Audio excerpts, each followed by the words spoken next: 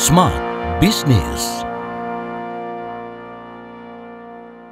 Smart listeners, untuk Anda para perempuan mungkin banyak yang merasakan dilema ya. Ingin fokus ke rumah, tapi mungkin ingin tetap bekerja karena ingin menambah penghasilan dalam keluarga. Biasanya bingung, mulainya gimana, terus juga bagi waktunya gimana. Dan pasti banyak lah overthinking yang muncul dalam pikiran Anda. Tapi jangan khawatir, hari ini kita akan menyerap ya insight menarik dari sosok yang sudah kompeten di bidangnya terkait dengan financial. Kita sudah hadirkan Mbak Rista Zuestika selaku konsultan keuangan dan founder Finante.id. Hai Mbak Rista. Hai Kak Audrey, ketemu lagi kita kan ya. Ketemu lagi. Hari ini kita bahas yang happy-happy. Yang happy-happy supaya ibu rumah tangga happy. Katanya Oke. kan kalau ibu happy biasanya semua suami Semuanya anak juga semua happy gitu ya. katanya gitu. Tapi kalau ibunya sedih, semuanya jadi sedih juga. Betul, bisa jadi gitu ya. Nah, ngomongin tentang ibu rumah tangga tadi seperti yang Audrey katakan ya, pasti banyak pertimbangan gitu ya. Iya. Pengennya fokus di keluarga, tapi Iya. kalau dipikir-pikir kalau gini-gini aja berjalan satu kaki kayaknya nggak cukup deh Nggak cukup. dengan seluruh huru-hara rumah tangga Iya, yang kayak drama Korea yang gak selesai-selesai gitu. berseason-season gitu ya. Nah sebenarnya apa sih bisnis yang mungkin bisa Mbak Rista tawarkan gitu ya ke ibu-ibu rumah tangga yang mungkin selama ini hanya menerima penghasilan full dari suami aja gitu. Oke, ini menarik banget ya smart listeners ya, kalau udah ngomongin tentang perempuan tuh banyak banget yang bisa kita kulik gitu kan ya. Karena kita perempuan juga kali Kak ya. Gitu. Betul, jadi kayak relate ya. Relate banget gitu. Oke, kalau ditanya gitu ya, Riz, ini kan ada satu posisi yang misalnya kita ibu rumah tangga misalnya, atau kita juga ibu bekerja gitu ya. Tapi kalau misalnya kita hanya mengandalkan pendapatan dari suami aja tuh rasanya nggak enak gitu ya. Ada rasa-rasa yang misalnya kalau kita kurang mau nambah nanti boros banget sih gitu kan ya. Ada rasa-rasa nggak kayak gitu sih, kalian curhat ya smart listeners ya gitu kan ya. Ada rasa gitu kan ya Kak. Jadi banyak nih yang melatar belakangnya kenapa sih perempuan itu pengen punya penghasilan sendiri atau pengen mandiri secara financial gitu kan ya. Karena tadi kalau misalnya kurang minta sama suami takutnya nanti dikira wah ini istri gue boros banget. Padahal sih memang gitu ya, memang kebutuhannya itu banyak banget Faktanya gitu ya. Faktanya itu banyak loh, gitu. bapak-bapak. Bapak-bapak banyak banget, lihat aja tuh harga ya kan Yes. gitu. Oke, kemudian yang kedua kalau misalnya kita minta uang terus dengan suami gitu ya rasanya nggak enak, terutama kalau kita ingin memberikan buat keluarga kita gitu ya. Nah, ini juga kan rasanya aduh nggak enak dia minta terus. Nanti one day gitu ya, karena tadi gini, kita itu suami istri pengen sih memang selalu hidup selalu bersama gitu ya. Tapi dalam perjalanan kan selalu ada resiko. Takutnya kalau kita terlalu banyak minta ini A B C D gitu ya, suami dalam kondisi kesel dan lain-lain, takutnya ini akan diungkit-ungkit gitu kan ya. Nah, ini kita mengantisipasi hal tersebut gitu ya. Kita cari latar belakangnya dulu kenapa perempuan ini pengen punya uang gitu kan. Kemudian yang ketiga pengen juga lah ya kita apalagi kalau misalnya kita yang kuliah gitu ya segala macam, pengen juga kita tetap mengaktualisasikan diri kita gitu ya. Sekecil pengen beli skincare dan hijab aja tuh butuh duit ya kan guys gitu ya. Oke, nah kemudian tadi kita juga pengen memiliki kontribusi yang sama karena gitu ya, ketika perempuan ini tidak mandiri secara keuangan, kalau ketika perempuan ini hanya mengandalkan sumbernya dari suami aja, itu bakal banyak kejadian-kejadian gitu ya yang kurang mengenakan. Contoh yang pertama, kalau terjadi sumber pendapatan kita hanya dari suami aja, kalau suaminya tutup usia seperti apa? Oke. Kemudian yang kedua, kalau suaminya dipanggil Hello Kitty, diambil Hello Kitty kayak gimana nih, ramai juga nih gitu kan ya. Gimana ya, dari mana gimana lagi nih ya, dari sumber mana lagi keuangan? sumbernya gitu ya. Betul. Nah kemudian lagi gitu ya, kenapa sih perempuan-perempuan ini harus mandiri secara finansial? Karena untuk biar sejajar pada saat kita mengambil keputusan tentang keuangan. Tidak hanya selalu dari sisi suami aja, tapi kita juga punya nih suara kita didengar gitu ya. Bukan untuk menjadi lebih baik dari suami, tidak gitu, tapi paling tidak kita sejajar. Nah, that's why buat para ibu rumah tangga atau siapapun perempuan hebat di luar sana gitu ya, ini termasuk buat kita juga nih Kak Audrey gitu ya. Pada saat kita nanti menentukan untuk memiliki pendapatan, satu tentukan dulu ini untuk apa gitu ya. Dan harus dibahas juga dengan pasangan. Betul. Karena bisa jadi nanti huru-haranya yang tadinya nggak punya uang, ketika punya uang banyak dan lebih besar dari pasangan, ada lagi hubungannya. jadi masalah baru ya kan? ya. Masalah baru. Padahal tadi kan kita tujuannya adalah untuk bantu keuangan rumah tangga gitu ya. Jadi tentukan dulu dengan pasangan, bahas gitu ya, seberapa jauh aku harus berperan untuk menambah pendapatan atau pemasukan untuk keluarga gitu ya. Kemudian ditujukannya untuk apa? Peruntukannya untuk apa? Kemudian nanti apa yang bisnis akan kita lakukan? Kemudian skemanya seperti apa? pembagian waktu untuk suami, untuk anak dan untuk dirinya sendiri. Nah itu harus clear terlebih dahulu. Karena jangan sampai ketika ini tidak dibahas kemudian bisnis boom gitu ya. Waktu terbatas, anak jadi kocar-kacir, suami jadi merasa kayaknya nggak dihargai, bla bla bla, ini jadi masalah nantinya. Jadi clear dulu dengan pasangan. Kemudian yang kedua, kalau udah dapat restu, clear dan lain-lain, yuk kita lihat peluang apa. Nah jadi buat para smart listeners gitu ya, buat perempuan-perempuan hebat, tentukan dulu kita itu sebenarnya value-nya apa sih? Value, kita tuh punya kemampuannya apa gitu ya.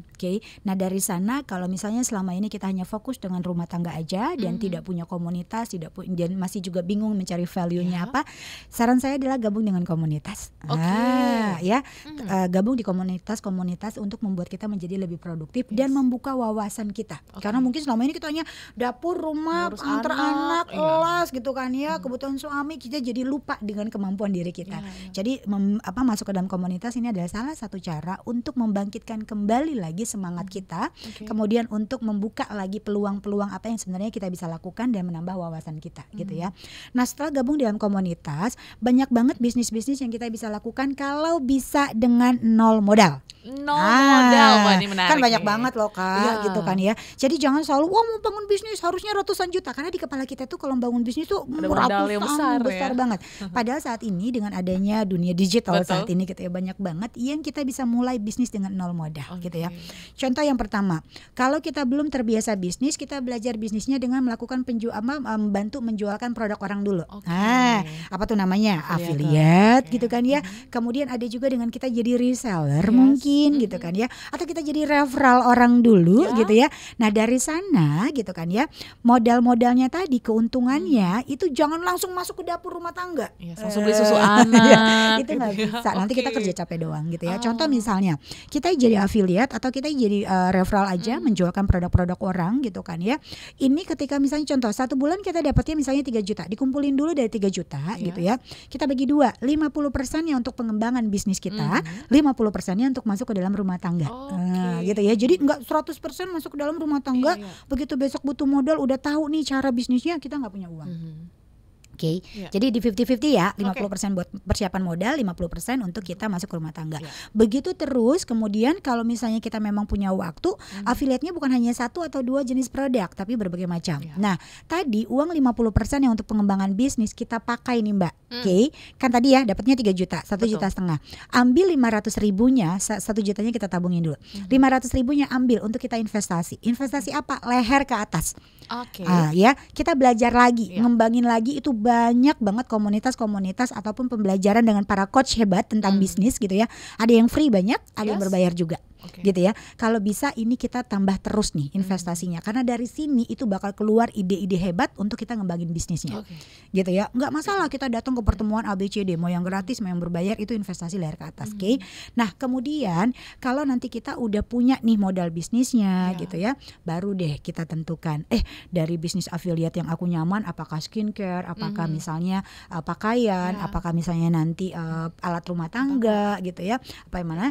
Nanti kita lihat lama-kelamaan tuh kita enaknya di mana ya gitu ya. Apakah kita enjoynya di skincare, apakah kita enjoynya di baju gitu ya, apakah kita enjoynya di makanan. Nah itu nanti akan kebentuk dengan sendirinya. Jadi langkah mudahnya adalah satu, tentukan dulu gitu ya apa value yang kita punya, gabung dalam komunitas, mulai dengan modal nol dulu, belajar dulu gitu ya. Setelah ada keuntungan gitu ya, jangan dipakai langsung semuanya buat rumah tangga, tapi dibagi 2, tapi ada juga spare untuk kita nambah ilmu buat kita jadi lebih baik lagi. Kurang lebih begitu sih tahap awalnya.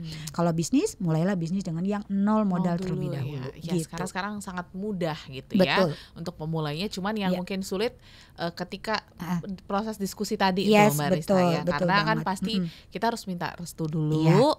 Harus menjelaskan dulu gimana skemanya dengan jelas. Karena kan anak nggak mungkin keteteran gitu ya. Suami juga nggak mungkin keteteran. Harus ada support sistemnya yang bagus nih. Gitu. Betul. Gimana cara kita untuk bisa meyakinkan orang-orang sekitar kita ya untuk memulai bisnis sehingga semuanya itu bisa berjalan dengan baik. Oke. Nah, ini yang paling susah adalah untuk mencari support system kita gitu ya. Kadang kalau suami bilang, "Pak, boleh nggak sih kalau misalnya kita aku dari rumah nih, tapi aku mulai bisnis kecil-kecilan, tapi aku janji deh aku nggak akan lantarin kamu, aku nggak akan ganggu anak-anak, aku nggak akan gini." Ya, suami pasti bilang, "Ya udah terserah kamu aja, yang penting tadi tugas kamu sebagai istri, sebagai ibu itu jangan lupa." Gitu ya. Nah, kemudian gitu ya, tadi kita lihat dulu nih, kalau aku itu bermain dengan time management gitu ya. Kan kita itu sibuknya dari Senin sampai Jumat gitu kan ya, karena anak-anak sekolah nih gitu kan ya. Ini yang aku lakukan dulu nih Kak gitu, karena perempuan itu kadang-kadang setiap habis melahirkan berhenti kerja gitu. Jadi bolak-balik nih kalau di rumah mau ngapain lagi gitu ya. Nah, jadi yang aku lakukan kita bermain dengan time management gitu ya. Jadi biasanya kalau berdasarkan pengalaman pribadi aku gitu ya Kak Audrey, aku meyakinkan kepada pasangan, aku selalu bilang dari Senin sampai Jumat gitu ya, aku akan mengatur waktuku begini. Misalnya gini, aku lihat nih jadwal anak-anak atau jadwal suami yang tidak terlalu padat gitu kan ya. Tidak terlalu padat itu waktu aku untuk betul, maksimalin entah aku nanti mulai bisnis atau aku nanti belajar dulu gitu kan ya. Jadi dari Senin sampai Jumat aku bermain misalnya, suami itu pergi dari jam 8 gitu ya, pulang nanti jam 5 sore. Oke, berarti aman ya gitu. Gak ada nih huru-hara ngurusin suami. Tapi kalau misalnya anak gitu ya, anak itu kan misalnya dari hari Senin sampai Rabu hektik gitu ya. Nah, kalau Kamis Jumat itu gak terlalu hektik gitu ya. Setelah mereka berangkat, aku punya waktu nih sebelum aku jemput mereka di jam 12 gitu ya. Mereka berangkat dari jam 7, berarti aku ada waktu dari jam 8 sampai jam 11 sebelum aku jemput anak di jam 12. Jadi aku 3 jam itu aku manfaatin untuk aku ngembangin diri aku atau aku jualan gitu ya. Nih di sini. Tapi kalau untuk Sabtu Minggu gitu ya, itu untuk areanya keluarga. Jadi ditentuin dari Senin sampai Jumat itu berapa lama waktu yang mau kami ambil dan berapa hari yang mau kamu gunakan gitu. Nah, dari sini kalau terjadi memang bisnis kita itu banyak, makin berkembang, otomatis kita harus bahas lagi dengan pasangan. Ternyata nih gitu ya, suami itu paling mudah untuk kita ajak negosiasi dan diskusi ketika ada hitam di atas putih angkanya. Oke, dan hasilnya kelihatan kelihatan ya. Dan hitungan kita itu rapi, kemudian bisnis plan kita tuh walaupun kecil-kecilan tapi itu juga clear gitu, dan biasa suami pasti akan support. Tapi kalau misalnya dilihat hasilnya nggak ada, terus kita ditanya hasilnya mana, loh itu kemarin aku tuh beli itu pakai hasil ini loh, tapi kan kita nggak tahu. Karena gitu. Logik ya. Tapi kalau misalnya ada catatannya, ada perhitungannya, ada perkembangan dan prosesnya, suami juga pasti akan support. Bisa jadi wah ternyata istriku lebih oke nih berbisnis, jago juga nih gitu ya. Jadi itu yang biasa aku lakukan. Jadi aku menentukan hari apa, kemudian berapa jam yang mau aku gunakan sehingga tidak mengganggu urusan suami ataupun anak-anak. Gitu ya. Sabtu Minggu full untuk anak-anak gitu ya. Tapi ketika nanti ada pertumbuhan harus dibesarkan lagi. Apakah harus ada mbak di rumah misalnya? Apakah aku harus panggil, Bu lagi ngapain Bu? Gak sibuk kan, boleh ke rumah titip boleh nggak Bu gitu. Nah kan itu ya. Tapi kita harus menjelaskan sebenarnya tujuan kita itu untuk apa gitu. Karena kebanyakan juga gitu ya, banyak orang tua ngelihat atau misalnya suami kita ngelihat, nih bisnisnya nggak nguntung tapi pergi keluar terus ke rumah gitu ya, main-main healing pakai dress kotan foto gitu. Nah, jadi takutnya negatif thinking ngelihatnya gitu. Kurang lebih begitu sih Kak. Oke, jadi tips yang sangat singkat dan juga mungkin bisa Anda terapkan semua listeners ya, yang mungkin untuk para ibu-ibu yang masih takut-takut, coba discuss dulu gitu ya. Luapkan aja dulu ya perasaannya dan keinginannya. Sehingga nanti dengan berjalannya waktu Anda juga bisa membuktikan bahwa memang Anda bisa untuk menjalankan bisnis dan mengelola rumah tangga. Yes, betul. Itu. Dan kalau bisa juga nanti pada saat ada pemasukan dari bisnisnya itu dipisah antara rekening rumah tangga sama rekening bisnis gitu. Karena selama ini Kak kurang lebih hampir 5 tahun saya turun di keuangan bisnis gitu kan ya, mendampingi dengan berbagai macam gitu kayak menjadi coach bisnis juga.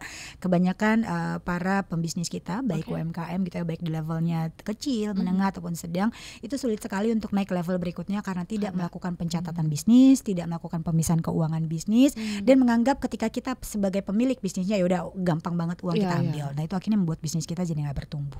Ketika mulai dari kecil itu sudah mulai harus rapi karena kita nggak tagu kapan bisnis kita itu nge-boom. Betul. Gitu. Lagi sekarang gampang banget yang namanya viral gitu betul ya. Sekali. Jadi yang pasti seperti yang kata Mbak Rista gitu ya, jangan lupa juga investasi leher ke atas untuk bisa lebih memperkuat lagi lah kompetensi kita dalam bisnis yang akan Anda jalani. So thank you small listeners. Mbak Rista, thank you so much. Mbak. Kita ketemu lain waktu lagi small listeners. Terima kasih banyak, selamat mencoba. Sampai ketemu di episode berikutnya. Bye. Smart Business. Lead you better.